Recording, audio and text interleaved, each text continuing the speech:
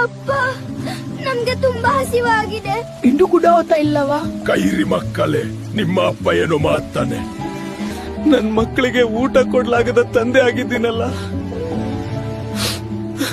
ಏನ್ ಪಾಪ ಇದು? ಎಲ್ಲಾ ದಿನ ಬೇಡ್ಕೆ, ಹೋಗಿ ಕೆಲ್ಸ ಮಾಡು. ಬಡವನಾದ್ಮೇಲೆ ಮಕ್ಳು ಯಾಕೆ? ದಯವಿಟ್ಟು ನನ್ ಮಕ್ಳಿಗೆ ಊಟ ಇಲ್ಲ.